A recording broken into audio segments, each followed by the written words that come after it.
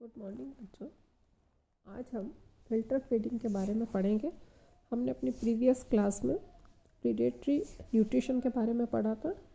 आज filter feeding किस तरह से एनिमल्स में पाई जाती है उसके बारे में हमें पढ़ना है। कुछ जंतुओं में वाटर करंट की सहायता से पोषण प्राप्त किया जाता है, इसे फिल्टर फीडिंग कहते हैं। एग्जाम्पल इसमें यूनियो, हर्डमानिया और एम्फिएक्सिस होते हैं। हमें इनवर्टिब्रेट्स की फिल्टर फीडिंग के बारे में पढ़ना है, इसलिए हम यूनियो के फिल्टर फीडिंग का अध्ययन करेंगे।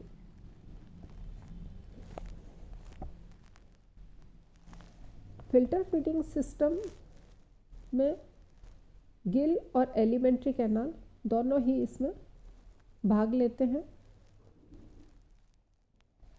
यूनियो मोलस्का का सदस्य है।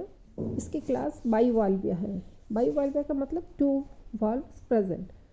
एनिमल्स की बॉडी जो होती है वो एक तरफ इसका एंटीरियर एंड होता है, एक पोस्टीरियर एंड होता है। एंटीरियर एंड और पोस्टीरियर एंड पर एडक्टर मसल्स पाई जाती है जो इसके कपाट या शेल को खोलने का और बंद करने का काम करती है। एनिमल में पोस्टीरियर एंड की तरफ इन करंट साइफन और एक्स करंट साइफन, अंतर्वाही साइफन और बाह्यवाही साइफन पाए जाते हैं, जिससे कि वाटर करंट उसमें एंटर करता है। वाटर करंट के साथ ही इसमें भोजन के कण भी प्रवेश करते हैं। भोजन के जो कण होते हैं वो इसमें पाए जाने वाले गिलों पर जो ऑस्टिया होते हैं उसमें जो सीलिया पाए जाते हैं उससे छन करके आगे की ओर जाते हैं। तो इन सीलिया की सहायता से छने हुए भोजन के कणों को मुख तक पहुंचाया जाता है। इसका मुख एंटीरियर एंड में एडक्टर मसल्स के नीचे की तरफ पाया जाता है। लेमिलिडेंस या यूनियो में पाचन तंत्र अलग तरह से मॉडिफाई होता है। इसमें पाचन तंत्र को 2 पार्ट में डिवाइड किया गया है, एलिमेंट्री कैनाल और डाइजेस्टिव ग्लैंड्स, आहार नाल और पाचक ग्रंथियाँ। फर्स्ट हम आहार नाल के बारे में पढ़ेंगे। यूनियो की आहार नाल लंबी और कॉइल्ड होती है। इसकी इंटेस्टाइन काफ़ी लंबी होती है और वो कॉइल्ड रूप में गोनेड्स के बीच में स्थित होती है। एलिमेंट्री कैनाल के निम्न भाग होते हैं: mouth, oesophagus, stomach, intestine, rectum. Animal का फर्स्ट एलिमेंट्री कैनाल का पार्ट है माउथ। एनिमल में माउथ एंटीरियर एडक्टर मसल्स और फुट के बीच में स्थित होता है। मुख के दोनों ओर की तरफ एक एक जोड़ी लेबियल पल्प पाए जाते हैं। लेबियल पल्प मस्कुलर होते हैं, चपटे होते हैं। दोनों लेबियल पल्प मिलकर अपर लिप और लोअर लिप का निर्माण करते हैं। जो बाहर की तरफ लेबियल पल्प है वो अपर लिप का निर्माण करते हैं और जो अंदर की ओर लेबियल पल्प होते हैं वो लोअर लिप का निर्माण करते हैं। पल्प के मिलने से दोनों पल्प जो है मिलते हैं तो एक सीलिएटेड ग्रूव का निर्माण होता है। यह ग्रूव माउथ में खुलती है। यूनियो में रेड्यूला, बकल कैविटी और जॉज का अभाव होता है। नेक्स्ट है इसोफेगस। इसोफेगस एक छोटी सी चौड़ी सी रचना होती है जो स्टमक में खुलती है। तो हम कह सकते हैं कि इसोफेगस माउथ और स्टमक को जोड़ने का काम करती है। इसोफेगस की जो अंदर की लेयर होती है वो सीलिएटेड होती है, अर्थात इसमें अंदर की तरफ सीलिया पाए जाते हैं।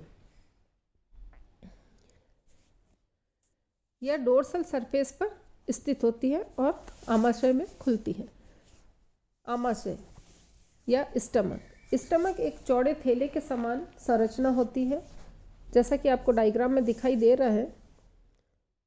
लेबियल पल्प है, लेबियल पल्प इसोफेगस में खुल रहे हैं और इसोफेगस एक चौड़ी सी स्ट्रक्चर में खुल रही है जिसे स्टमक कहते हैं। स्टमक के बाहर की तरफ डाइजेस्टिव ग्लैंड्स पाई जा रही हैं जो हल्के ब्राउन कलर की होती हैं, और कॉइल्ड इंटेस्टाइन है। इंटेस्टाइन ऊपर की तरफ जाके पेरिकार्डियल कैविटी से वेंट्रिकल और ऑरिकल से होती हुई बाहर की तरफ रेक्टम में खुलती है, और इंटेस्टाइन का पूरा पार्ट जो है वो गोनेड से घिरा हुआ रहता है।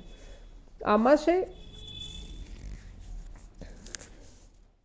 को दो भागों में डिवाइड किया गया है, डोर्सल चैम्बर और वेंट्रल चैम्बर। फर्स्ट है वेंट्रल चैम्बर।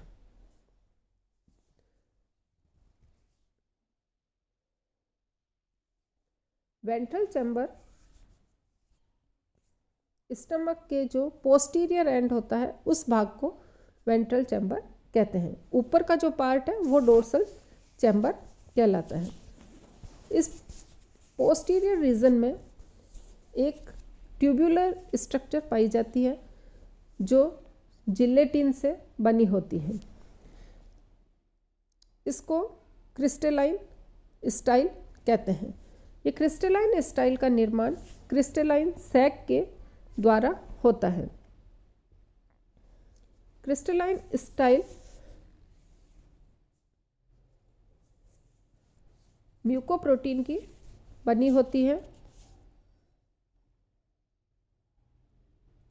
इसमें दो तरह के एंजाइम एमाइलेज और ग्लाइकोजिनेज पाए जाते हैं।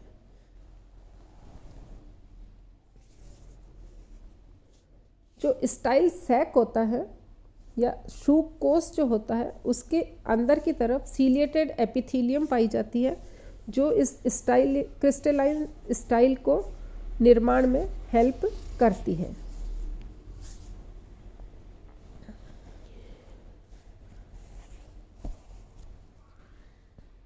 क्रिस्टलाइन सैक जो है या शूक कोश में जो सीलिएटेड लेयर होती है वो इसका कंटिन्यूअस निर्माण करती रहती है। जब क्रिस्टलाइन शूक जो है वो एक आमाशय से जब टकराती है तो गैस्ट्रिक शील्ड का भी निर्माण करती है जिससे कि स्टमक की दीवार मोटी हो जाती है। क्रिस्टलाइन सैक के जो सीलिया होते हैं, शूक कोश के जो सीलिया होते हैं, वो इस क्रिस्टलाइन स्टाइल को स्क्रू की तरह घुमाने का काम करते हैं।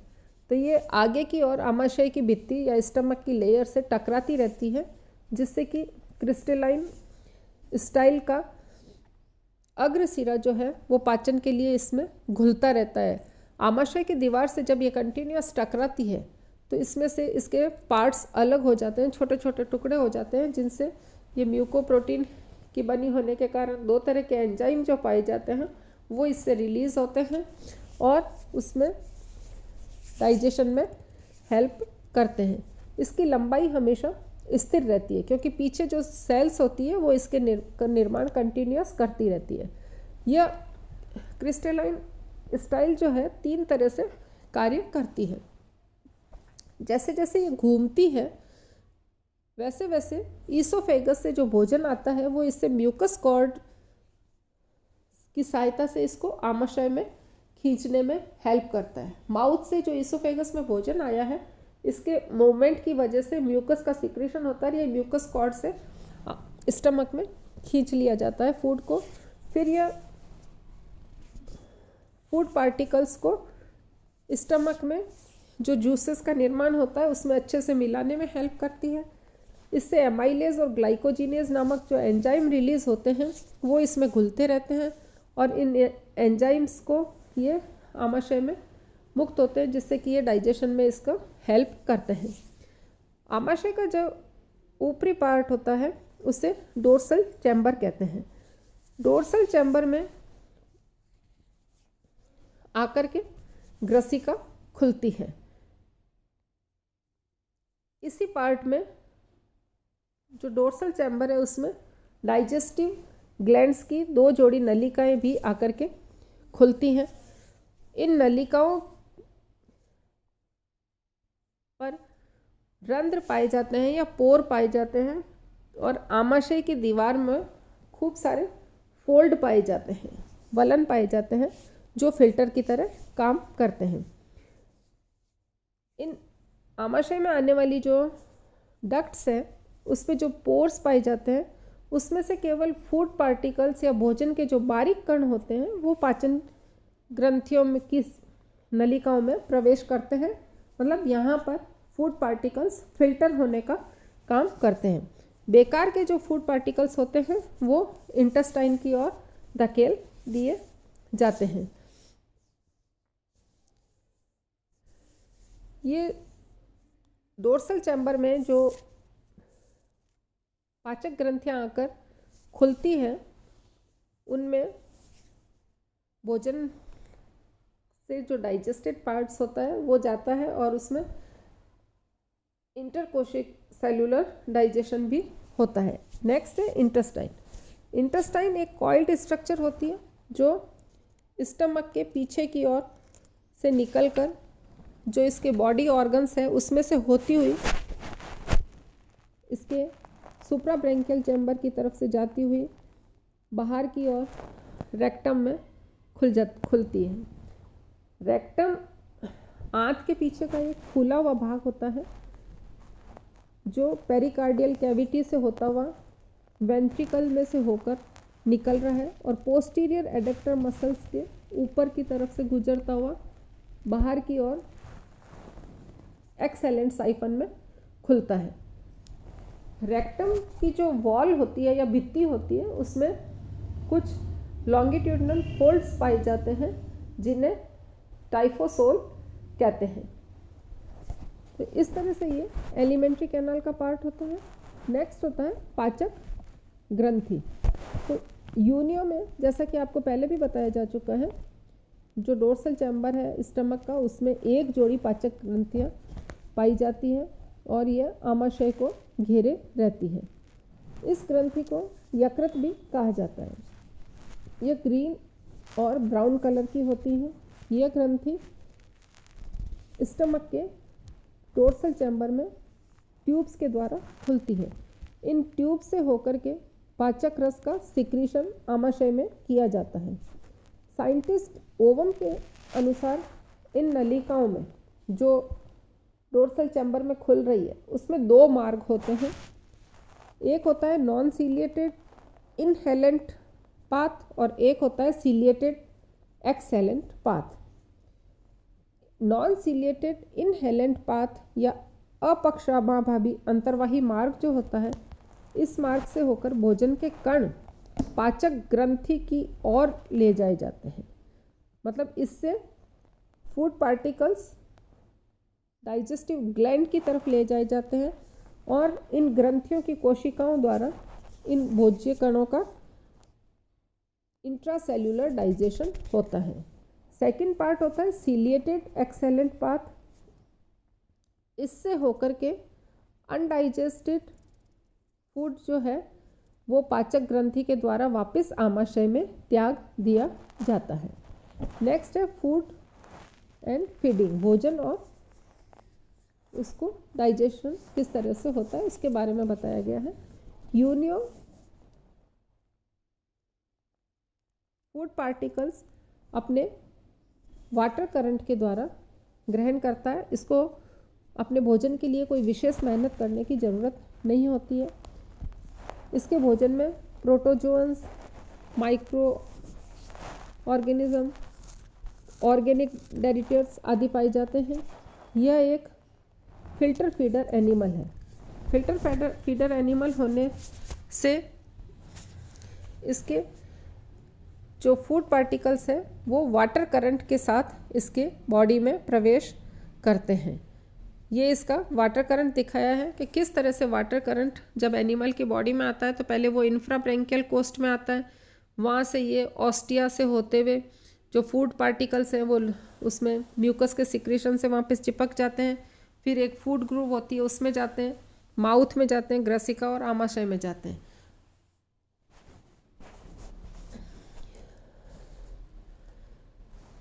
भोजन ग्रहण करने का काम इसमें गिल के द्वारा होता है। ये एक फिल्टर फीडर एनिमल है, तो पानी को बड़ी मात्रा में अपने अंदर जब लेता है तो उसमें से छान करके फूड पार्टिकल्स को अलग कर दिया जाता है। जब वाटर करंट इनहेलेंट साइफन से अंदर की ओर प्रवेश करता है तो इंफ्राब्रैंकियल जो चैम्बर है उसमें आता है। यहाँ से ये ऑस्टिया के द्वारा गिल में होता हुआ सुप्राब्रैंकियल चैम्बर में आता है और वहाँ से एक्सेलेंट साइफन के द्वारा बाहर निकल दिया जाता है। इस वाटर करंट को कंटिन्यूस बनाए रखने के लिए इसमें जो गिल फिलामेंट्स होते हैं उस पर जो सीलिया पाए जाते हैं उसमें कंटिन्यूस मूवमेंट होता है, जिसकी वजह से वाटर करंट बॉडी के अंदर निरंतर प्रवेश करता रहता है। और इस वाटर करंट के साथ में फूड पार्टिकल्स भी इनहेलेंट साइफन से अंदर की ओर आते हैं। जो फूड पार्टिकल्स बड़े होते हैं और जो भारी होते हैं वो इसके नीचे की सरफेस पर बैठ जाते हैं, और जब वाटर करंट तेजी से आता है तो ये भारी फूड पार्टिकल्स एक्सहेलेंट साइफन से बाहर की ओर भेज दिए जाते हैं। जो छोटे छोटे फूड पार्टिकल्स हैं वो इसके गिल लैमिला के लेटरल फ्रंटल सीलिया में वाटर करंट्स के द्वारा इस फूड पार्टिकल्स को आगे की ओर भेजा जाता है। ये आगे की ओर जब गिल लैमिला के द्वारा भेजे जाते हैं तो गिल लैमिला से म्यूकस का सिक्रीशन होता है, तो फूड पार्टिकल्स म्यूकस में मिक्स हो जाते हैं और ये एक फूड ग्रूव के द्वारा माउथ की तरफ भेजे जाते हैं। फूड ग्रूव में जो सीलिया होते हैं उनके मूवमेंट से ये फूड पार्टिकल्स माउथ तक जाते हैं। माउथ में जो लेबियल पल्प है वो अपर लिप और लोअर लिप के काम करते हैं, और इसके बीच में एक छोटी सी ग्रूव पाई जाती है जहाँ से भी यह फूड पार्टिकल्स छन करके आगे जाते हैं और वहाँ से इसको ईसोफेगस में भेज दिया जाता है। और जो अनुपयोगी फूड पार्टिकल्स होते हैं उनको वापस मेंटल कैविटी में गिरा दिया जाता है, जहाँ से वो वाटर करंट के तेज फ्लो के द्वारा बाहर की ओर एक्सेलेंट साइफन से निकाल दिए जाते हैं। यूनियो में डाइजेशन एक्स्ट्रा सेल्यूलर और इंट्रासेल्यूलर दोनों प्रकार का होता है। इसमें डाइजेशन की मेन क्रिया जो है वो स्टमक में होती है। स्टमक में जो क्रिस्टलाइन स्टाइल होती है या क्रिस्टलीय शूक जो होती है वो फूड को डाइजेस्ट करने में महत्वपूर्ण भूमिका निभाती है। यह एक रॉड होती है जो स्क्रू की सहायता से घूमती रहती है, और इसको घूमने से ये जब आमाशय की वॉल से टकराती है तो वहाँ इससे कुछ पार्ट्स अलग होते हैं, और उन फूड अलग होने से वहाँ पर एमाइलेज और ग्लाइकोजिनेज की सहायता से कार्बोहाइड्रेट्स का डाइजेशन होता है।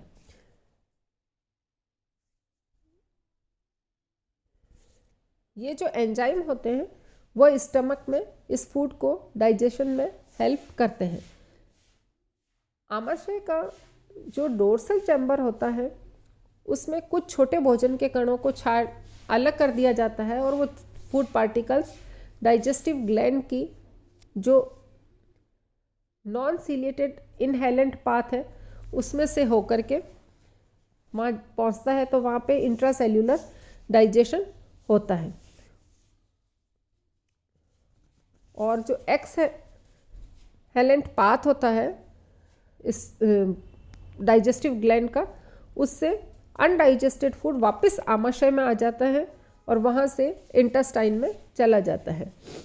पचे हुए भोजन का अवशोषण जो है वो पाचक ग्रंथियों द्वारा किया जाता है।